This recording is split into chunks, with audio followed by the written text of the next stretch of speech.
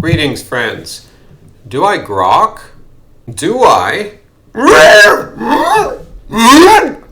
Oh, you mean Grok as in the AI tool, not the zoological reference that I was using. Pardon me.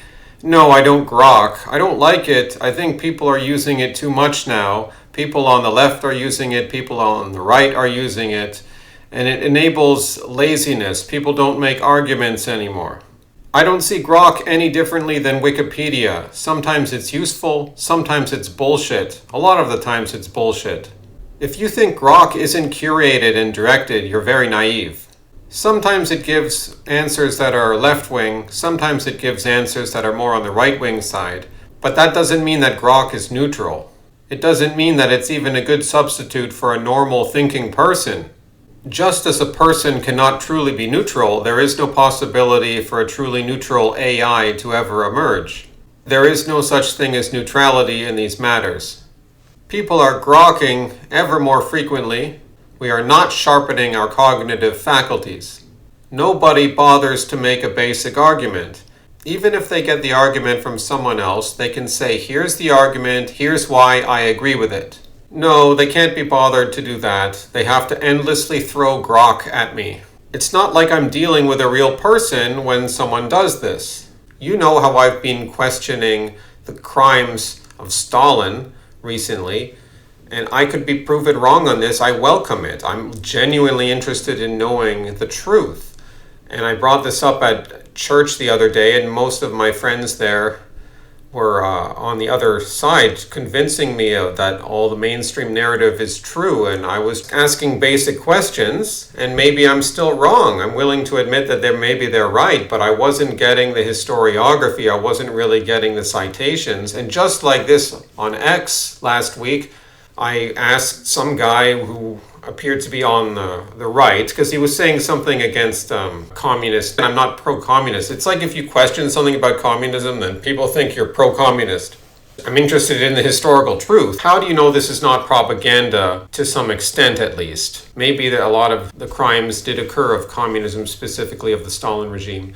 This guy just said, well, it's well known, and then he just started grokking at me right away, and Grok was citing the Washington Post, the Guardian, the BBC, and it was citing official government figures, which okay, maybe that's the best citation. But again, it's like it leaves me with more questions. Okay, it's citing these. Where can I know more about that? Like I need to know that what is the status of these official figures? No, it's just citing that, but mostly just listing what these mainstream leftist or globalist media outlets have to say on this matter.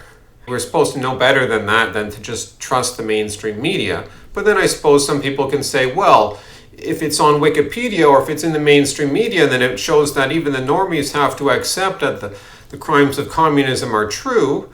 And I kind of see that line of reasoning. It's like, okay, yeah, they can't ignore it, they have to acknowledge it. But I also see that there's a laziness here. There's a bit of a double standard, because at least you could maybe cite the actual historians, or at least, even if it is within mainstream media, at least cite who the actual historians are, when they came to their conclusions, what their basic methodology was.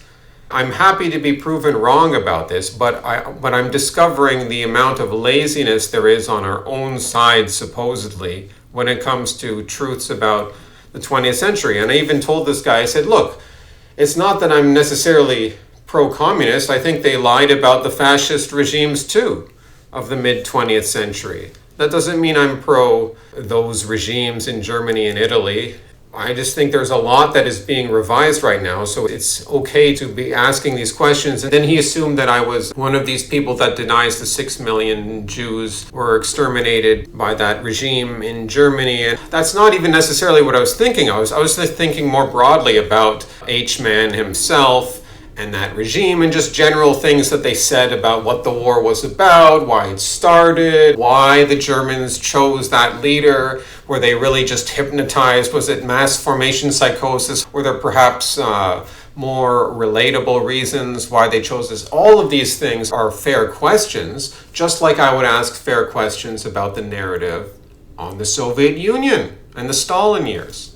It's not that I'm trying to necessarily favor one or another. I'm just interested in what has the historiography been done here, what are the actual citations, what are the actual arguments. This is going to take me years, but I find it interesting. And when I see people just grokking, it's not coherent, it's bad logic, it's intellectually lazy. But it's very tricky. It's not honest, and not that it can be honest, but if you push it, it'll give different answers. And in the end, that's going to pull you more into this globalist, beast system controlled thought. Hasta luego, amigos.